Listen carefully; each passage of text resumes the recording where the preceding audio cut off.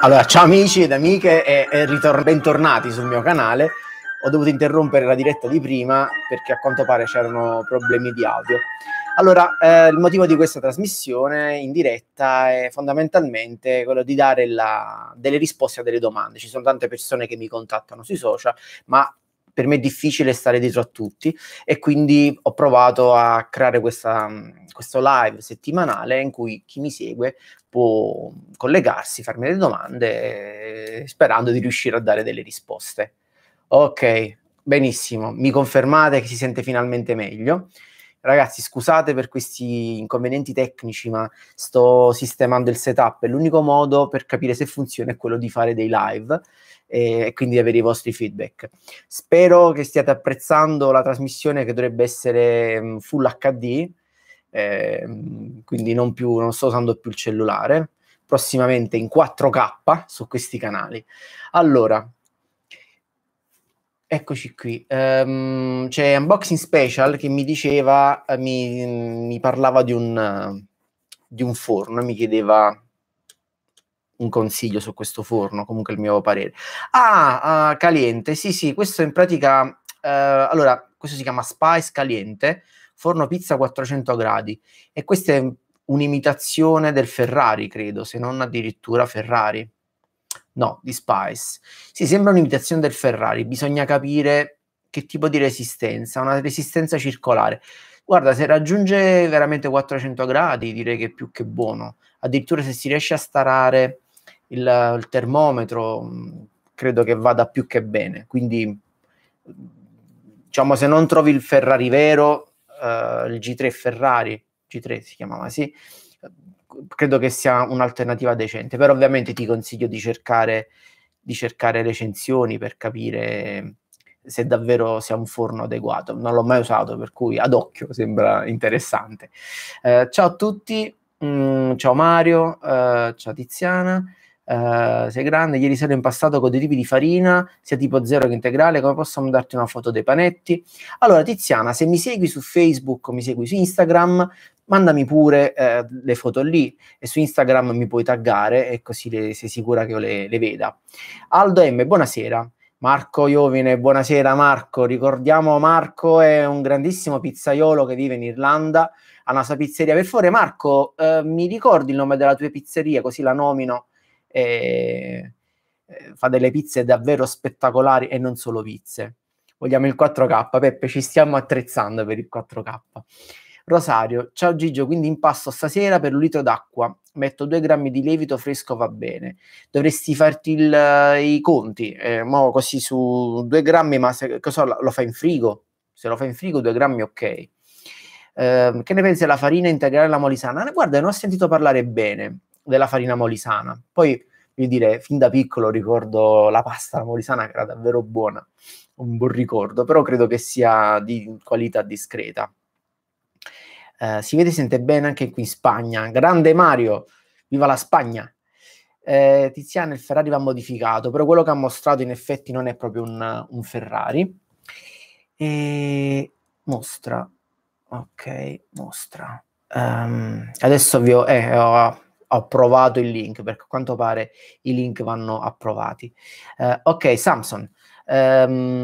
Samson is asking, Gigio, I made a sourdough like you said in the video. Question, when is the best time to use it in the dough? 4 hours after the last feeding?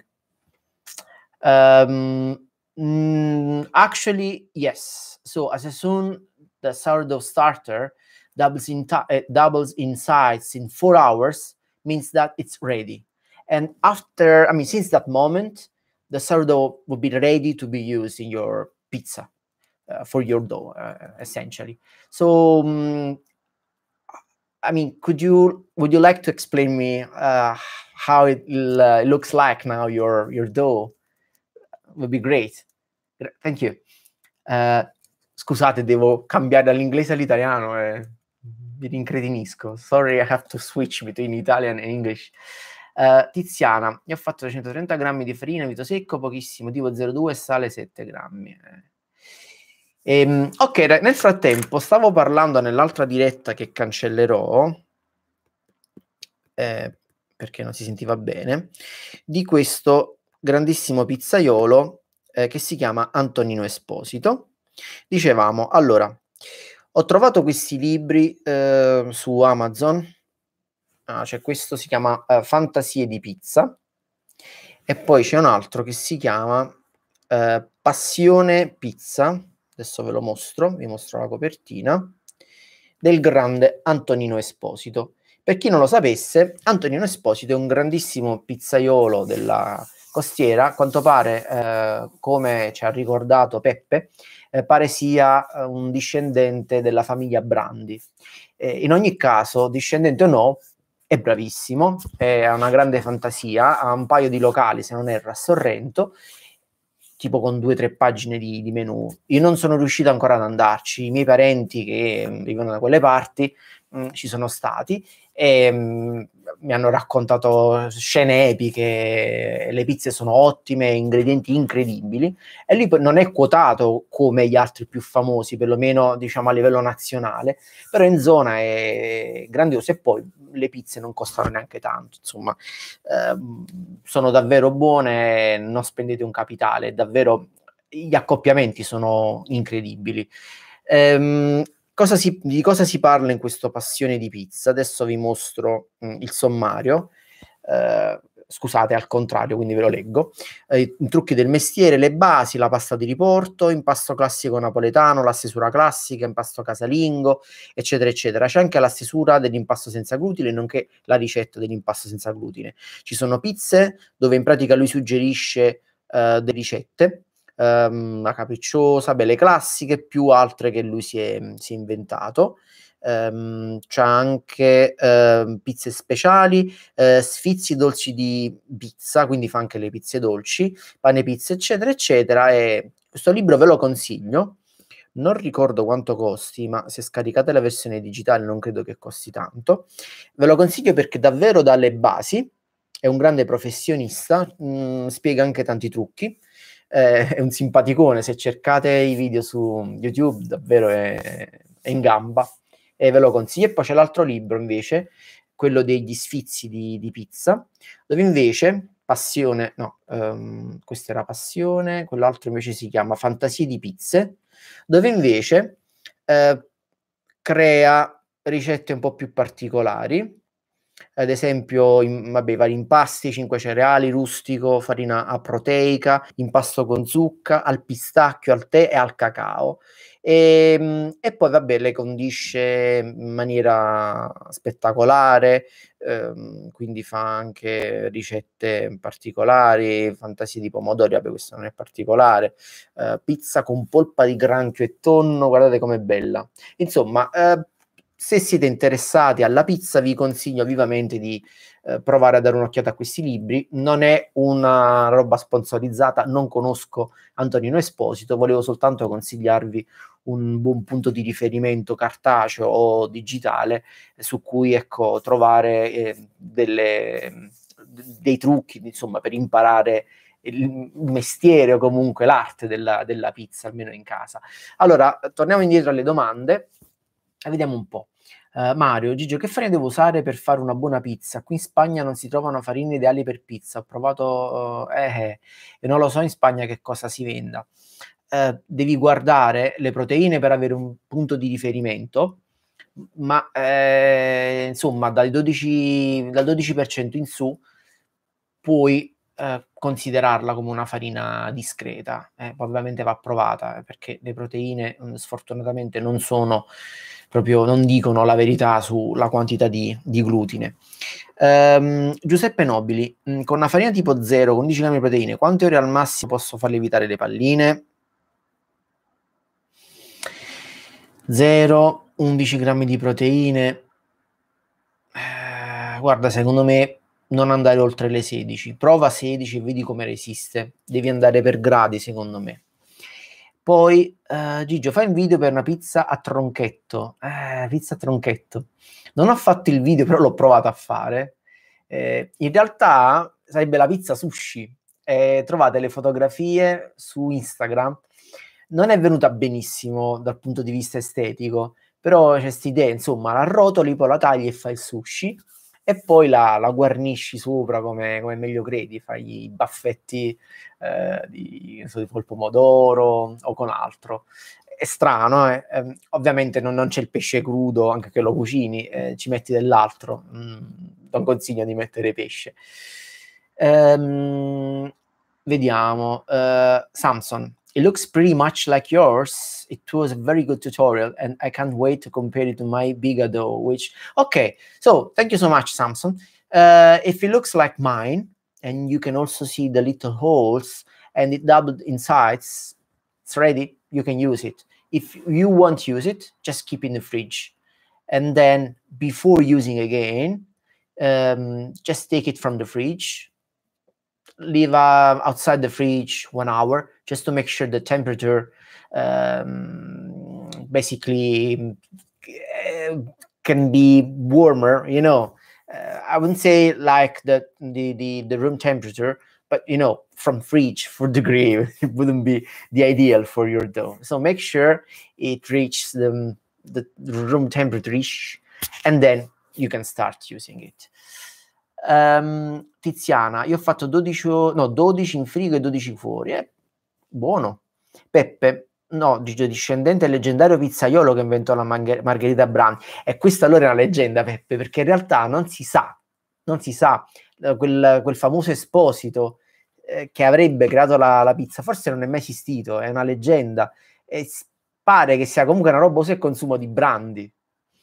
Questo è da vedere. Questo è quello che si dice, che si racconta, ma non so se è semplicemente l'invidia dei pizzaioli che vogliono denigrare Brandi per togliere questo record dell'invenzione della pizza, o veramente è una leggenda metropolitana questa, non lo so. Prego Mario. Metinod, bella Gigio. Buonasera Fabio. Il libro di Enzo Coccia l'hai letto? No, il libro di Enzo Coccia non l'ho letto. Me lo segno. Libro di Enzo Coccia. È interessante. Adesso lo cerco, così lo compro subito, pronti via. Coccia, vediamo se c'è la versione il Kindle, perché nelle leggende c'è sempre un fondo di verità, è vero, è vero. Emanuele Coccia, no. Enzo Coccia, vediamo se lo trovo. E tra le altre cose c'ho il Kindle irlandese e quindi no, non ce lo, magari non è proprio uscito su Kindle, quindi non ho accesso a tutti i libri. Per fare il biga ci viene solamente di una ferma biga, di un ferma biga. Ragazzi, la biga non l'ho mai fatta, anzi colgo l'occasione per dire quasi quasi faccio un bel video sulla biga e così vediamo. In realtà la biga ferma biga, cosa intendi come ferma biga? Vediamo, ferma biga, sta roba per farla fermentare? No, dai. Vabbè, vi faccio sapere, la faccio, provo, se viene bene faccio il video, se no faccio finta di non averla mai fatta.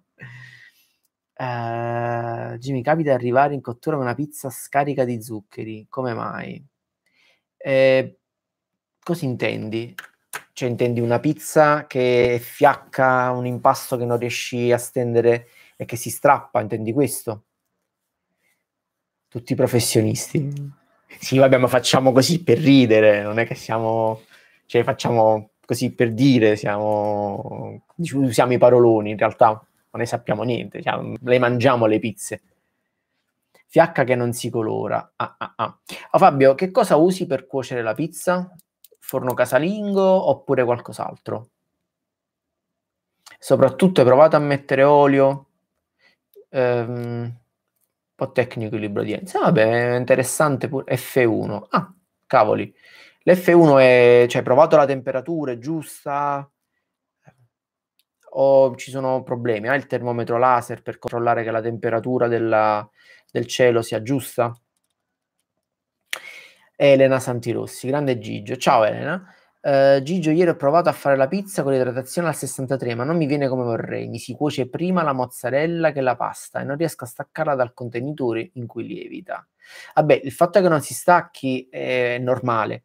dovresti usare o un contenitore grande dove tieni tutte gli impasti e poi usi una spatola per staccare, oppure se no, la pizza la lasci, l'impasto lo lasci in un contenitore piccolo, semplicemente capovolgilo e la forza di gravità farà scendere l'impasto e quindi alla fine non lo devi maneggiare troppo.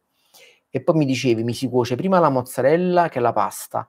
Anche tu cuoci nel forno di casa, nel forno casalingo? Allora, se succede questo è perché probabilmente il grill, se utilizzi padella grill, non funziona bene, o perlomeno, voglio dire, il forno va in temperatura, il forno globalmente va in temperatura prima del grill e quindi il grill non rimane acceso molto, quindi la pizza si cuoce, il forno è in temperatura, ma non concentrandosi diciamo il calore lì sulla parte del grill. Che cosa succede? Che per arrivare a colorarla, la pizza cuoce di più e quindi la mozzarella comincia a bollire e diventa una schifezza, un tappetino di mozzarella. Quindi forse potrebbe essere il grill. Tiziana dice: io amo la pizza e amo sperimentare, ma soprattutto mangiarle, perché poi alla fine uno le pizze le fa per mangiarle, mica le fa per fare lo scienziato pazzo. Col mio lavoro non c'entra niente. Idem. Sì, Fabio mi risponde: l'F1 è al massimo, quindi gli zuccheri. Hai provato allora a mettere olio? So che non c'entra niente, però con gli zuccheri in sé, però in realtà può servire a cambiare la colorazione, oppure provi ad aggiungere del malto. Però bisognerebbe indagare che tipo di farina usi, magari la farina che utilizzi per qualche motivo non ha una riuscita che diciamo che ti aspetti fondamentalmente. Derox, ciao Gigio, ciao. Dove abiti Gigio? Abito a Dublino, abito in Irlanda, a Dublino. Peppe, per farla fermentare a temperatura costante. Vabbè Peppe, tu stai pure lì, insomma, Peppe abita dall'altra parte del mondo, in un posto molto molto caldo, quindi lui ha questa necessità di avere la temperatura costante perché ci sono degli sbalzi e dell'umidità pazzesca dove abita lui, quindi capisco il motivo della tua domanda, il fermabiga. Infatti c'è il fermabiga qua. Oh, scusate, ho toccato il microfono. Qua voglio dire, in casa quando ci sono 22 gradi è proprio estate, fuori è meno della metà. Tiziana, comunque in Ferrari modificato ogni sabato a cui si spande un odore meraviglioso. No, ma io ho nostalgia del Ferrari, perché secondo me la pietra del Ferrari, cioè per chi è di Napoli, la pietra del Ferrari è l'equivalente dell'odore delle graffe delle Dellandia. Solo chi è di Napoli può capire questa cosa, che quando magari sbava un po' di olio sul Ferrari o l'odore del contatto tra l'impasto e la pietra, l'impasto che cuoce, è una cosa pazzesca, è una cosa che non c'è, non c'è neanche con Ardore, Rockbox, non lo so che tipo di pietra abbiano utilizzato, forse è una roba, non so, radioattiva, non lo so, però c'è che il profumo che viene da lì non sono riuscito più a risentire quel profumo lì. Conferma Tiziana, ti prego, se ho detto una sciocchezza dimmelo, se invece ho detto la verità confermalo. Elena, sì, nel forno di casa la massima temperatura. Ieri ho utilizzato la pietra refrattaria senza usare il grill. Con la pietra refrattaria, se tu cuoci direttamente lì, la pietra refrattaria non raggiungerà mai la temperatura di una padella. Uno, perché non c'è un calore diretto del fuoco e per arrivare in temperatura ci vuole tipo una mezz'oretta. E soprattutto poi la pietra refrattaria tende a rilasciare poi il calore, poi dipende dalla pietra, il calore in maniera diversa, mentre la padella, essendo sottile, è dalla botta, come nel forno, capito? Invece con la pietra refrattaria, con la temperatura di un forno regolare, un forno di casa, da 250 gradi, lo rilascia lentamente e biscotta, e quindi ci vuole più tempo per cuocere poi il sopra, se il grill non è adeguato. Devi provare a vedere meglio quanto tempo rimane acceso il grill, se rimane sempre rosso, insomma controllare queste cose.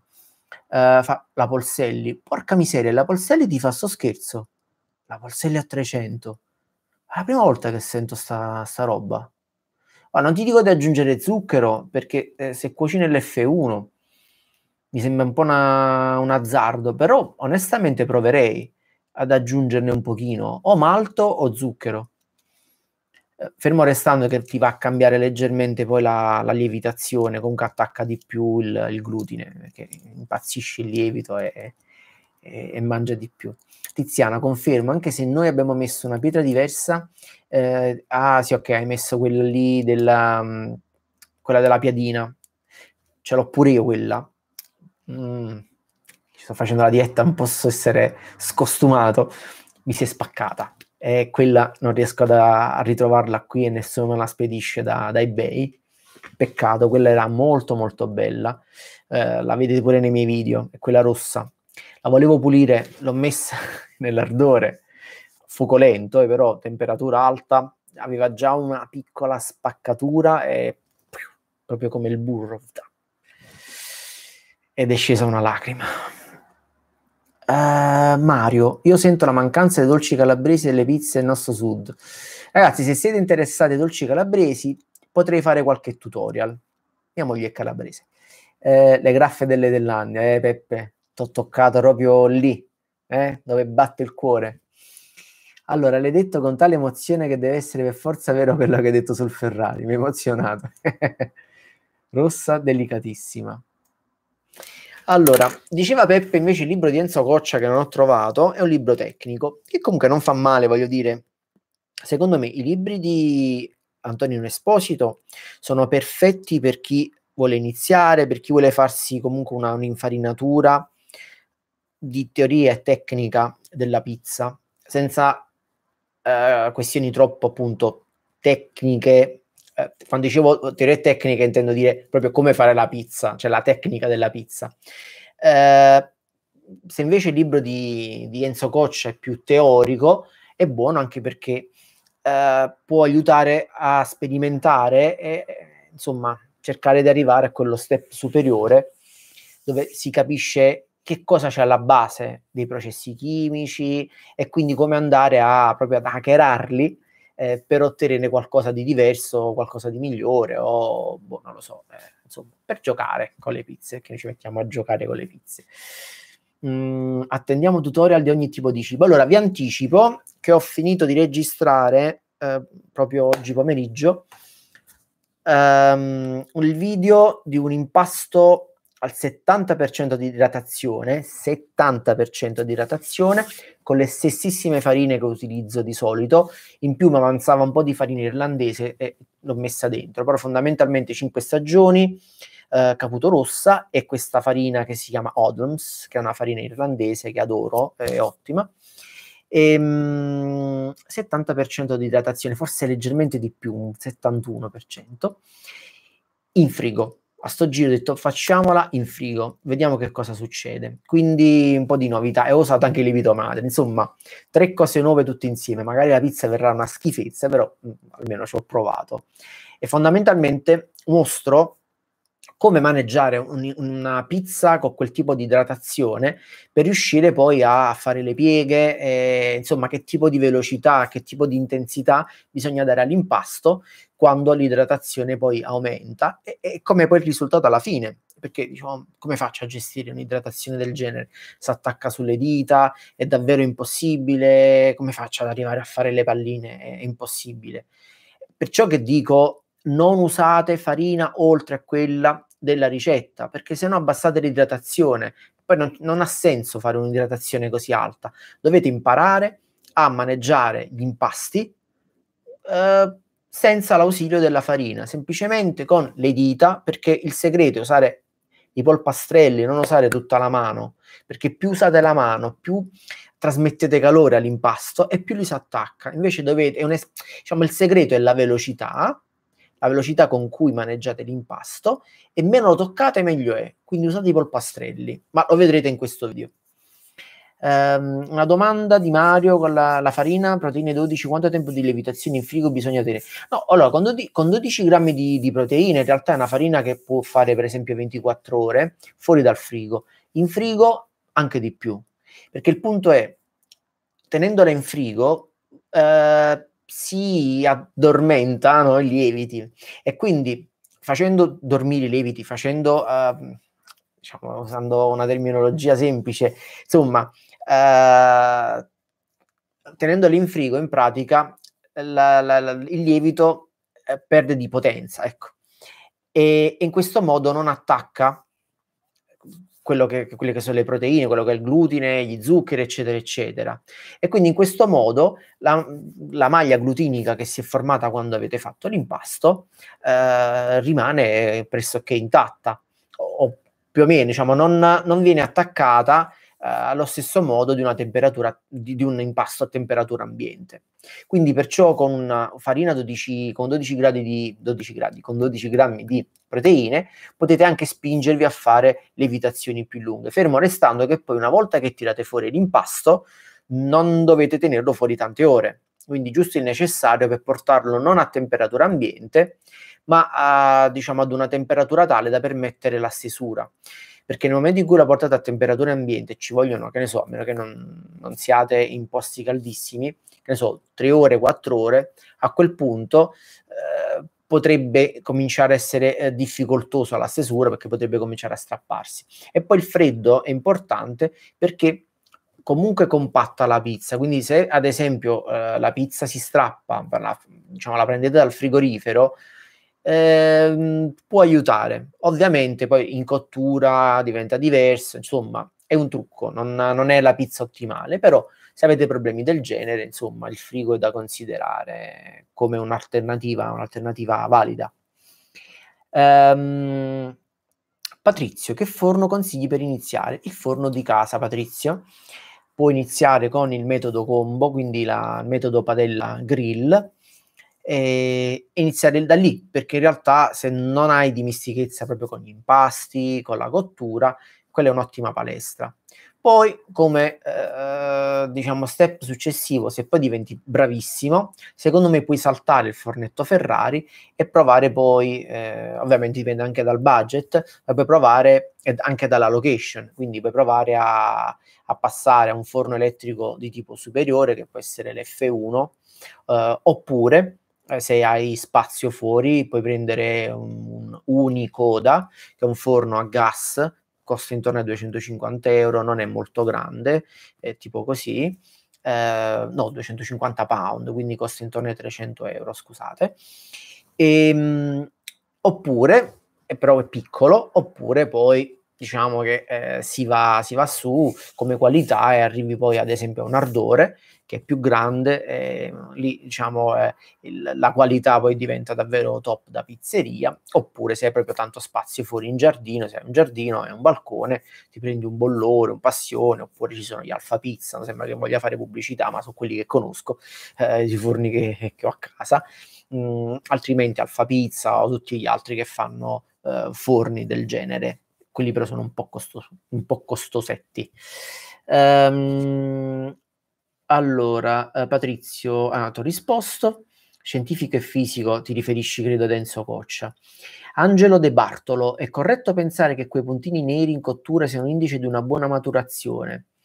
Allora, i puntini neri, qua ragazzi si apre una voragine, perché i puntini neri tendenzialmente si vengono a creare, per la maggior parte delle volte, con la maturazione in frigo. Comunque sì, è indice di una maturazione che è avvenuta ed è visibile, perché visto che la lievitazione non è avvenuta come in temperatura ambiente, quindi il gas non ha avuto modo di uscire, l'impasto non ha avuto modo di espandersi, vedi sti puntini che sono un po' in giro sulla pizza una volta cotta. È un indice che la maturazione è avvenuta, che poi sia una cosa positiva che ci siano i puntini o no, questo poi dipende da pizzaiolo, dal pizzaiolo. Per esempio, i pizzaioli classici, Enzo Coccia considera i puntini sulla pizza un difetto della pizza, e infatti lui la chiama la pizza col morbillo, e come Enzo Coccia tanti altri pizzaioli. C'è chi invece li considera, le macchie di leopardo, un elemento caratteristico della pizza napoletana. Diciamo che sono nel mezzo. Mi piace a volte vedere i puntini, A volte preferisco invece più le macchie, ma non il bruciato. Insomma, le vedete, sono le pizze che trovate sul mio canale, che trovate su Instagram. Comunque sì, quando la maturazione avviene in un certo modo, però c'è un trucco. Qualcuno mi chiedeva nell'altro video, la pizza come la cuoci? Cuoci il sotto o cuoci il sopra? Cioè quando prendo la pallina e poi la stendo, preferisci cuocere la parte superiore oppure la giri quella che sta sotto? E dipende dal risultato che volete ottenere. Se fate un impasto a temperatura ambiente, ma volete ottenere lo stesso risultato dei puntini che citava Angelo poco fa, basta capovolgere la pizza, perché è la parte bucherellata sostanzialmente, e ottenete lo stesso tipo di pizza. E la cosa incredibile è che se fate pure un impasto 6 ore di maturazione, 6 ore di lievitazione, quindi molto lievito, e non dovrebbe essere matura come ci si può aspettare da una pizza da 6 ore, in realtà assomiglia a una pizza da 24 ore. E questo magari è il trucco che qualcuno utilizza quando bleffa sulle ore di lievitazione. Allora ragazzi, fermi tutti, un bel like. Questo video sto parlando ininterrottamente da 31 minuti, neanche i discorsi di Fidel Castro, quindi vi prego, vedo soltanto 2 like e sta cosa non mi piace, siete in tanti e com'è, non mi lasciate neanche un like, solo 2 persone, cioè non sta bene. Vi prego, mettete, bravissimi, ecco, siamo arrivati a 5, un altro piccolo sforzo, se ci siete, bravissimi, 8, dai, siete 18 persone che, bravi, 10, bravi, siamo in 10, 18 persone e 10 like, c'è qualcosa che non va, 11, vi vedo, forza, su, 13, perfetto, ve lo ricordo dopo. E poi quando il video sarà caricato, per cortesia, un bel commento. Allora, 76, sono riuscito a fare una bella pizza con metodo combo, bravissimo, 24 ore di lievitazione, ma ho dovuto ridurre acqua olio ad un massimo di 650 grammi, va benissimo lo stesso. Con 670 l'impasto ha cominciato a deteriorarsi e non riuscivo a stendere. Evidentemente la farina non riesce a reggere le 24 ore con quell'idratazione. Hai fatto benissimo. La prossima volta, quando calcoli il lievito, calcolalo con uno scarto di 2 ore. Quindi il lievito da mettere, mettilo come se fosse una pizza per, diciamo, da 26 ore, così metti meno lievito. E la farina che è più debole resiste. Cioè, questo è un altro trucchetto che utilizzo in caso di farine non eccezionali. Allora, Fabio, ho usato queste dosi, acqua 70, lievito 0,2 e 2,5 di sale, vabbè, la classica ricetta. E like, guarda, io non mi vedo, ma in realtà il like lo metti sotto al video, c'è il like, thumbs up, esatto, pollice su. È grande, grazie ragazzi, siete 17, bravissimi, siete in pari, 16 persone guardano, 16 like, vi voglio bene tutti. Alba dice non riesco a mettere il like col cellulare, forse devi cliccare proprio sul video e vedi il like, vedi il pollice su. Chiudi chat ed esce il pollice sotto al video, abbassa la chat. Ecco qua, sì, non riuscivo, adesso ho fatto. Grazie ragazzi per il supporto. E niente, no, tra altre cose, a proposito di like e a proposito di commenti, non so cosa stia succedendo su YouTube, ma ho notato che c'è stata una specie di strage, proprio le visualizzazioni, ma non solo sul mio canale, sono abbassate. Insomma, il traffico sembra inferiore rispetto al normale ed è un peccato perché, insomma, con tutto lo sforzo che uno mette in campo, uno lo fa per passione, però voglio dire, è un peccato per non vedere dei risultati. Magari fino a un mese fa andava tutto bene, adesso crollo di tutti i video. E ho visto che non è successo soltanto a me, ma sta succedendo anche ad altri youtuber, ma che si occupano di altro, tecnologia, misteri, non so, credo che forse Google abbia cambiato l'algoritmo, adesso va a capire cosa fare per arrivare ad avere più visualizzazioni, però alla fine della fiera mi importa poco, i video non è che li faccia per le visualizzazioni, ma fondamentalmente per condividere le cose che mi piace fare. Poi se arrivano delle visualizzazioni, bene, insomma. Allora, è colpa di Salvini, non lo so, è rilassante. Ah, grazie, grazie. Allora ragazzi, abbiamo parlato pure di YouTube che ci sta affossando. Tra altre cose sta succedendo qualcosa di incredibile su YouTube. Praticamente sono in pericolo i creatori, quelli che si occupano di cover musicali, perché in pratica YouTube, questo è un altro argomento, perché in pratica YouTube non fa alcun tipo di filtro, quindi se una casa discografica segnala quel video come violazione del copyright, in pratica chi fa sto mestiere, che registra canzoni o magari spiega come suonare una canzone, che mi sembra una cosa bella, magari fa sentire un riff di 3 note, violazione di copyright, e perde tutti i diritti su quel video e ovviamente i soldi. Questa cosa è un po' difficile da digerire. Fortunatamente, ecco, ho delle canzoni per bambini, ma sono mie, quindi insomma non ho infranto alcun copyright, però per chi fa sto mestiere comincia ad essere dura. Allora, la ricetta della montanara, cacchio, allora, i fritti non riesco a digerirli tanto, sono buonissimi, però problemi di stomaco. Però in effetti sì, la montanara è una cosa che mi manca. E che poi alla fine è sempre lo stesso tipo di impasto, non è tanto diverso. Alla fine è come la cuoci e come la friggi. Anche la pizza fritta manca, insomma, non ho fatto una pizza fritta, ma vorrei comprare una bella padella grande e farne una grande, tipo quelle di zia Esterina Sorbillo, che sono belle. Ho mangiato una pizza buonissima a Festival della Pizza a Roma, pizza napoletana o pizza romana? Zeppole e Panzarotti, il video, mamma mia, mi fate venire fame. Io impasto con la macchina del pane della Lidl Silver Crest, e può andare bene. Allora, la macchina del pane, il problema della macchina del pane, no, non ha problemi, dovrebbe avere in realtà quel palino piatto, quello, sì, tipo, sono tipo sì, dei palini piccoli che ruotano, dovrebbe essere ok, insomma, non ti aspettare degli impasti, insomma, devi finirla a mano, va bene per mescolare gli ingredienti, però comunque conviene sempre finalizzarla a mano. Ci sono i miei video, guarda come faccio, a parte i live, quelli da 1 ora e mezza, però ci sono i video sulle le ricette dell'impasto, vi dico come finalizzo gli impasti.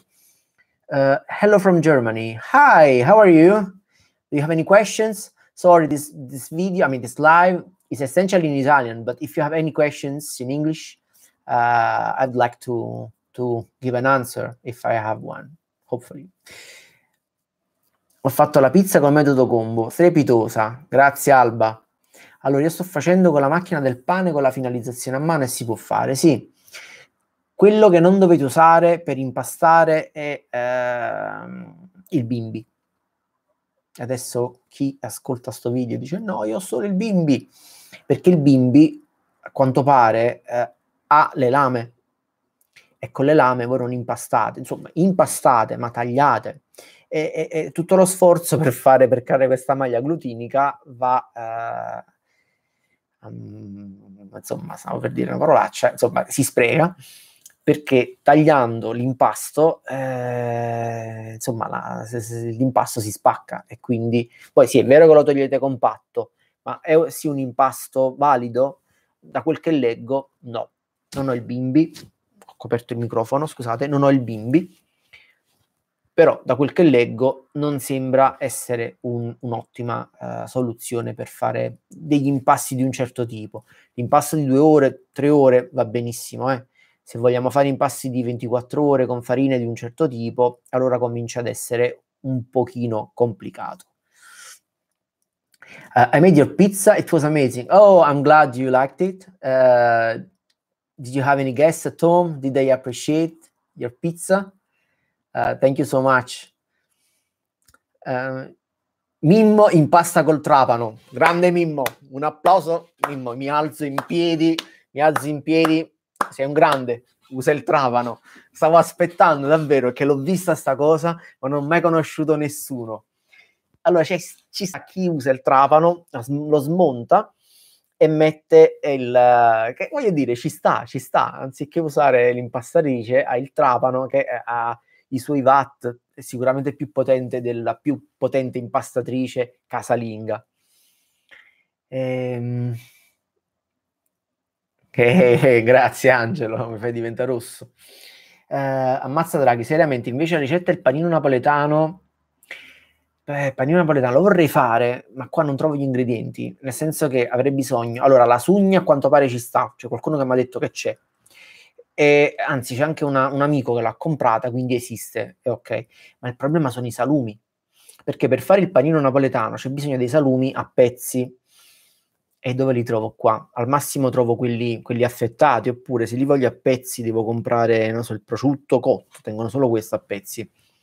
È davvero difficile. A Napoli, sai, ti vendono il preparato che puoi utilizzare per fare i tortani, e lo stesso preparato dei tortani lo usi per fare quello. Però, voglio dire, tutto sommato, magari compro una confezione di mortadella, una confezione di salame, di prosciutto, e faccio io il misto, però viene sottile, viene piccolo, non è altrettanto bello, però insomma si può fare, è un'ottima idea, la farò sicuramente, ragazzi, grazie per l'idea.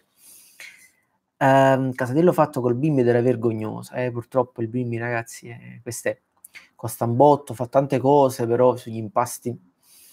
Tiziana dice: ha comprato l'impastatrice, ma vi confesso che molto spesso preferisco impastare a mano.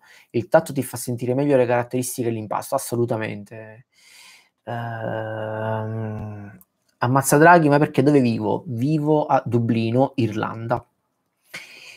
Mimmo sì, c'è solo da stare attenti che si incorda troppo l'impasto, poi ti salta tutto in faccia, tra compreso. Non fate a casa, ecco. Il trapano è come impastare la pasta per la colla con mattonelle, sì, insomma, usi il trapano, sì, in effetti è una roba proprio da muratori. E come si deve preparare questo trapano? In realtà trovate un po' di tutorial in giro su YouTube, come utilizzare, come modificare il trapano, ma in realtà è una modifica semplice, perché se avete i trapani, quelli che con la parte superiore, vabbè, tutti sono così, insomma, lo allargate e mettete il gancio, però non so se esista qualche altro trucco a livello di sicurezza per far sì che il gancio poi non vada via. Niente trapano, no? Vedete un po'. Hai vissuto vicino alla fabbrica Guinness? Ragazzi, fabbrica Guinness è un'esperienza mistica. Tra altre cose, è una ricetta che non ho fatto, diciamo, per YouTube, fatta soltanto per un po' di persone, di ospiti, l'ho fatta provare, testare, la ricetta dell'impasto con la Guinness. Ed è una roba spettacolare con la Guinness che fanno qua, che è diversa dalla Guinness che viene esportata in realtà, che è una Guinness molto più amara, che poi non è neanche fatta in Irlanda, ma è fatta forse in Olanda o in Belgio. Però è una Guinness che è vendutissima in Africa adorano quella Guinness lì, ma la Guinness che c'è qua è un'altra cosa, è davvero, è caffè, è buonissima. Sto facendo pubblicità ad alcolici, non va bene sta cosa, scusa signor YouTube, Franco YouTube. Anche con una lavatrice ho visto sì, la lavatrice smontata, sì, assolutamente. Io però sogno una bella impastatrice di quelle vere, grandi, costano davvero tanto e non è giustificato, perché insomma non faccio impasti di queste dimensioni, e poi ho anche messo in pausa i corsi di pizzeria che tenevo prima. Tra altre cose, c'è una nota simpatica, sicuramente guarderà questo video, Bruno DM, non dico il cognome per rispetto della privacy, ho visto che anche in zona dove abito io, praticamente fa il corso della pizza. Complimenti Bruno, una bella idea. Io diciamo che l'ho messo in pausa, quindi non siamo concorrenti. Me lo potevi dire, non ti avrei aiutato. E c'è anche un'altra persona, invece nella zona a nord di Dublino, invece è stato carino, ma mi ha chiesto, quindi non c'è mica copyright, appunto, pare che ho inventato chissà che, non ho inventato niente, però è stato carino a chiedermi, insomma, a chiedere la mia benedizione. Chi non lo sapesse, io tenevo un corso, un paio di date al mese, di Art of Pizza Making, un corso tramite Airbnb, un experience di Airbnb. Adesso diciamo l'ho rallentato un pochino perché è davvero di difficile gestione con la famiglia, nei weekend, insomma, ci vuole tanto tempo, almeno 12 ore tra preparazione, corso e poi pulizia, e poi comunque c'è da stare in ordine dal punto di vista anche legale, quindi c'è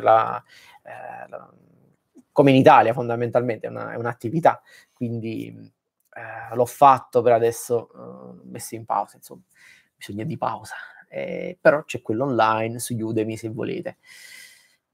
Il soda, anche le salsicce, ce n'è di roba buona qua a Dublino. Sì, l'ho fatta la ricetta con la Guinness Peppe, però non l'ho pubblicata, non l'ho pubblicata come video, l'ho pubblicata su Instagram, è davvero notevole. Poi voglio dire, c'è chi piace e chi non piace, perché comunque c'è una nota amarostica che però ricorda quando si brucia leggermente la pizza e voi mangiate il bruciato della pizza che non andrebbe mangiato, con la differenza che però non è bruciata, quindi per questo che è molto gradevole. A chi non piace quel sapore da pizza bruciata, la Guinness non va bene. Soda bread, vabbè, con la soda bread, che è un pane tipico che fanno qui, e utilizzano come agente lievitante il bicarbonato di sodio, e è perfetto per fare le freselle, è una roba pazzesca. Io compro questa soda bread già bella e fatta, taglio a fette e poi la metto ad abbrustolire, insomma, lascio nel forno caldo, ma non acceso, per qualche ora e mi ritrovo con delle bruschette spaziali. Allora, passiamo alle domande. A me l'impasto della pizza ci chiede JJ Evolution, tra altre cose, cugino di JJ Abrams. A me l'impasto della pizza metodo combo esce troppo umido. Mi consigli di mettere meno acqua rispetto ai 650 grammi? Vabbè, in realtà dovrebbero essere 670. L'impasto esce umido perché devi lasciare il tempo all'impasto di riposare con un panno umido, ma stretto, insomma, non deve uscire acqua. Lo copri 20 minuti, poi 10 minuti e poi 5 minuti. Segui magari la ricetta, l'ultima dell'impasto che ho caricato il mese scorso, l'impasto al 63% di idratazione, e quello potrebbe aiutarti. Però la questione dell'impasto attaccaticcio è perché non lo si è lavorato a sufficienza o sufficientemente bene, magari lo si è lavorato troppo, si è usato troppo le mani o soltanto l'impastatrice, che magari non è eccezionale per impasti ad alta idratazione, alta poi 67 non è alta, però è sicuramente più alta rispetto al 50% che magari fa Michele a Forcella, 55%, anche se c'è un dibattito in corso su questo, o il 60-63% che ci si può aspettare da una pizza napoletana. Alba Montanari dice: ho visto un tizio che va a casa della gente a fare il corso per preparare le pizze. Ma me l'hanno chiesto diverse volte, però sinceramente è troppo uno sbattimento, perché comunque ti devi portare dietro le cose, non sai se vai a casa di queste persone e trovi le robe giuste, magari qualcosa non va secondo non va per il verso giusto. Meglio fare il corso in un posto dove è tutto pronto, hai i tuoi step che devi seguire, è come una rappresentazione teatrale, è uguale, è da fare così.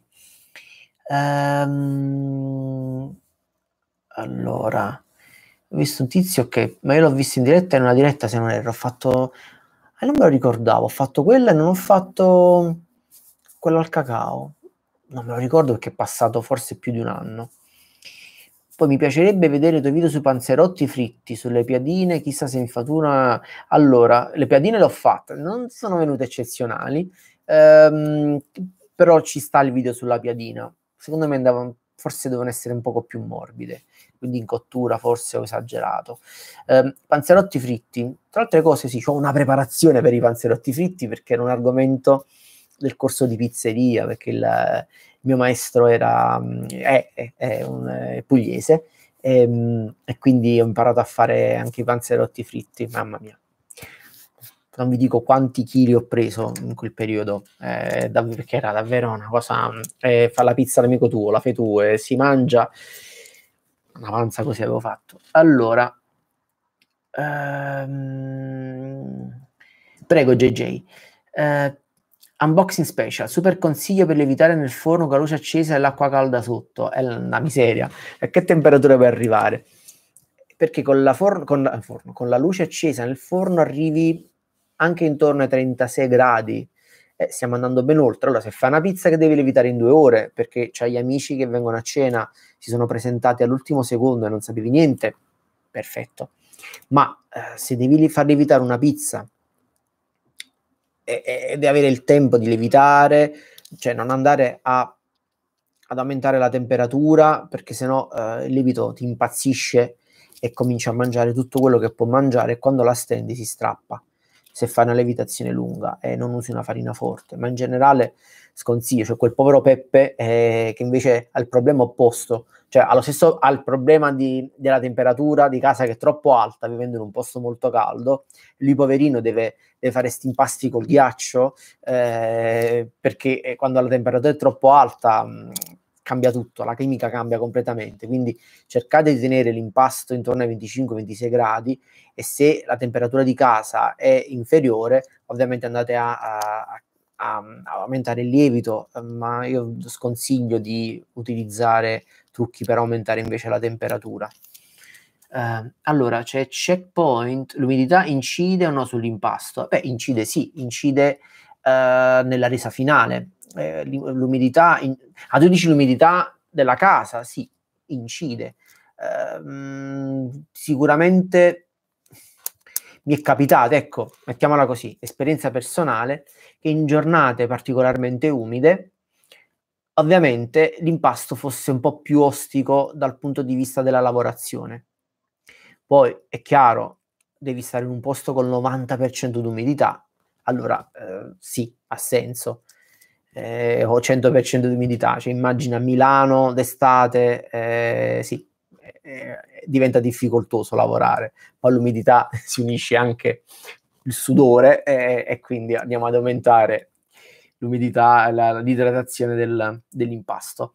Siamo a 52 minuti, 22 persone e 20 like. 2 persone mi stanno prendendo in giro, non hanno messo il like. 2 persone. Ti sei mai cimentato? Allora, mostra.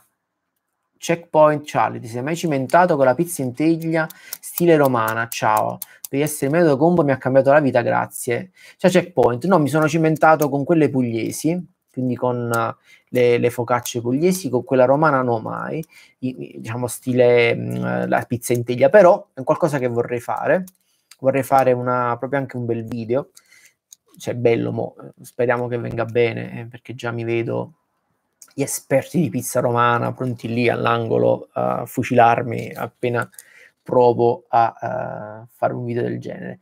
Tiziana, ciao Gigi, ancora complimenti, ciao a tutti, vado a fare le pizze, buona pizza a tutti. Peppe, no, hai fatta, non al cacao, alla ghina, non me lo ricordavo, Peppe, tu sei la mia memoria storica. Umidità dell'aria, sì, ho risposto alla tua domanda. 76? Nino Limongello, oh, come mi berrei un po' di limoncello.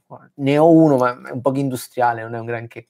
Al forno fritto, stesso impasto cambia qualcosa. Allora, se fai il panzerotto pugliese, no, è diverso, perché nell'impasto ci va anche la patata bollita o fecola di patata, come viene usato, diciamo, in molte pizzerie pugliesi per praticità, perché poi devi bollire la patata, devi pelare, devi schiacciarla, diciamo è un processo un pochettino più lungo. C'è chi compra i sacchi di fecola di patata e la mette lì, ma per chi è un esperto, come per chi è un esperto di pizza napoletana, la differenza un pochino si sente.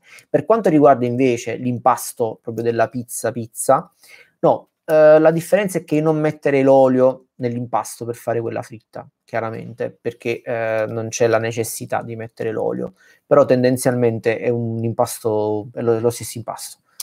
Poi magari c'è chi utilizza impasti diversi perché magari ci mette più grassi per tenerlo più morbido, grasso animale, quindi magari lo strutto. Allora magari, ma io credo che sia anche complicato in pizzeria gestire impasti diversi a seconda della pizza fritta o della pizza nel forno a legna, quindi per praticità si usa un solo tipo di impasto che vada bene per tutto. Già è complicato da gestire, che ne so, quando hanno impasti con farina di kamut o gli impasti quelli senza glutine, perché comunque devi calcolare quanti ne vendi, quindi un po', quindi per rispondere alla tua domanda, no, stesso impasto. Unboxing special, sì, per 6 ore è perfetta.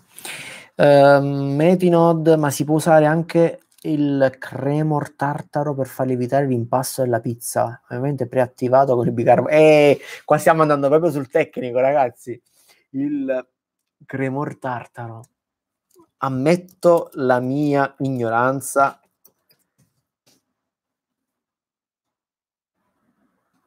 Non l'ho mai visto. Allora, cremor tartaro, a beneficio di chi non ha proprio idea. Ok, sto leggendo dal sito vegolosi.it. Il cremor tartaro è un agente lievitante naturale estratto dall'uva. Ecco come utilizzarlo al meglio in cucina. Il nome è strano, non deve spaventare.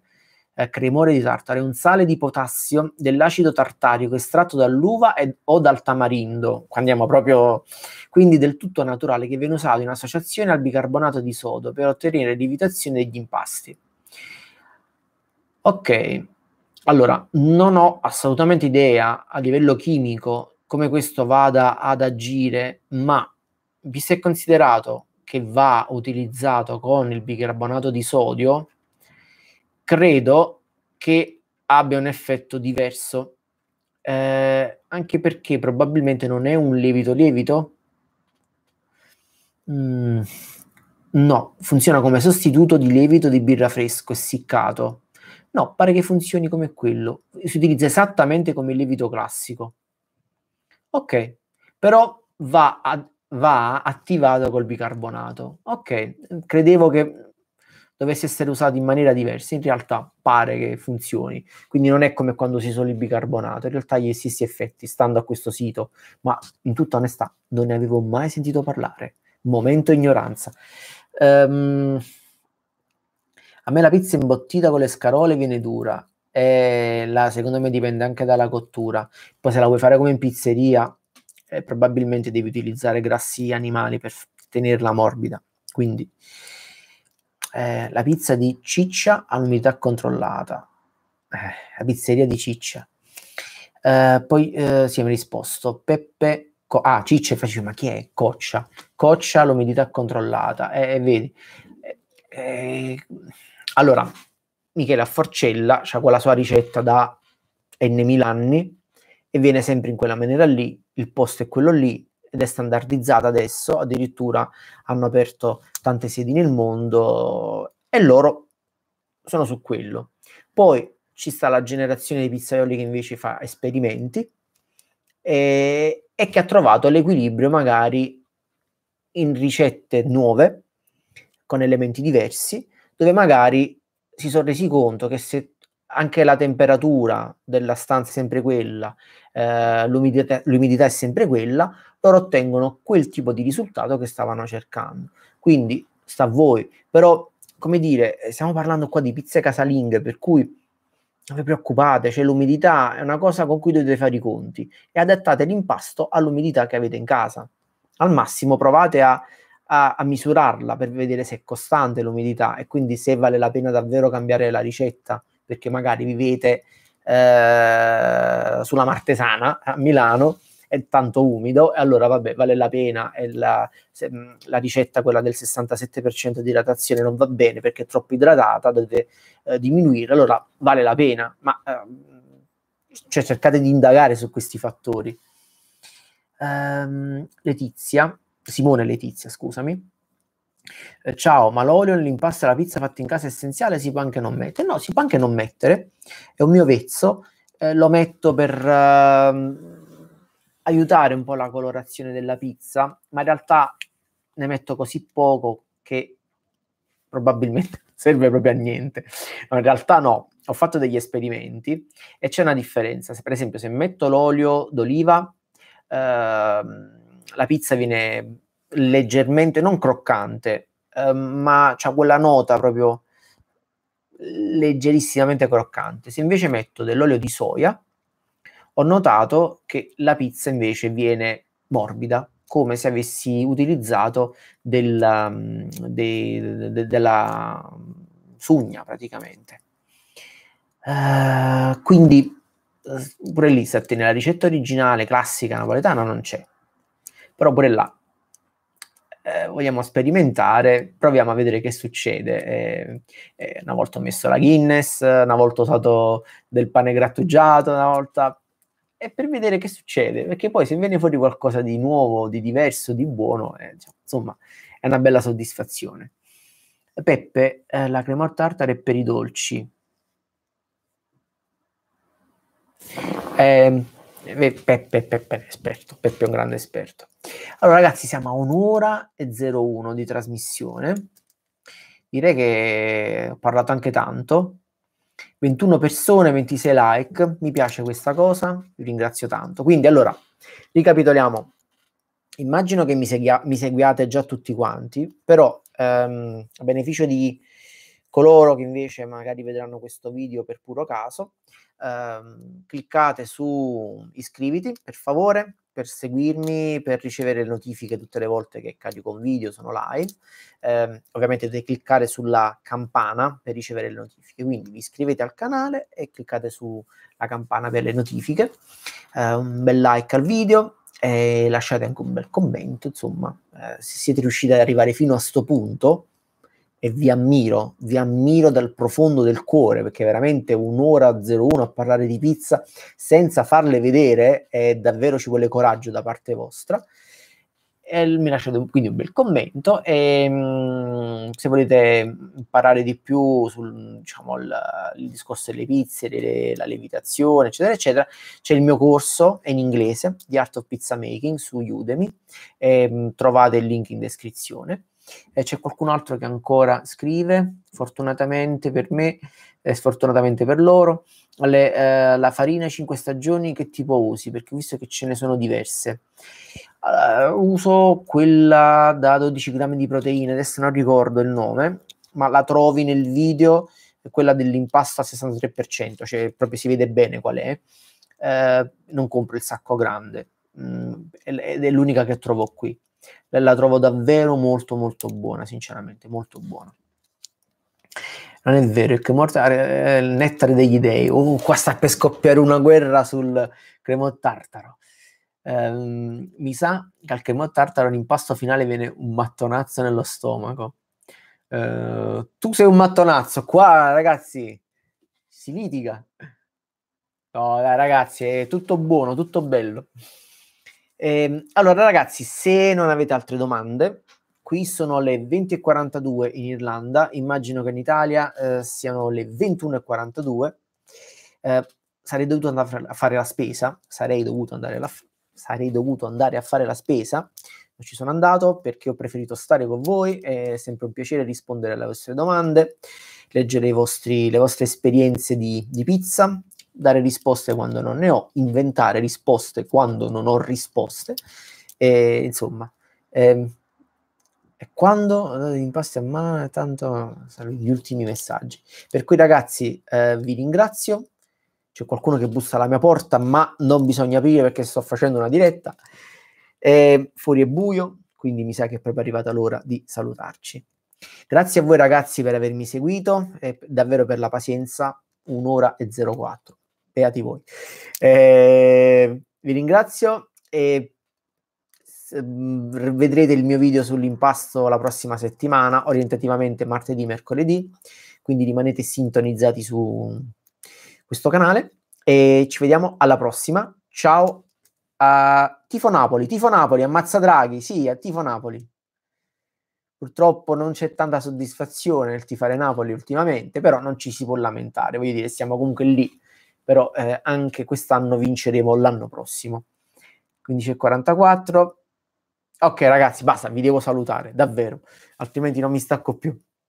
Grazie, un abbraccio a tutti e ci vediamo, spero, prossima settimana. Ciao! Forse è Pasqua settimana prossima, quindi magari ci vediamo un altro giorno, magari prima o dopo. Ciao a tutti ragazzi e buona Pasqua.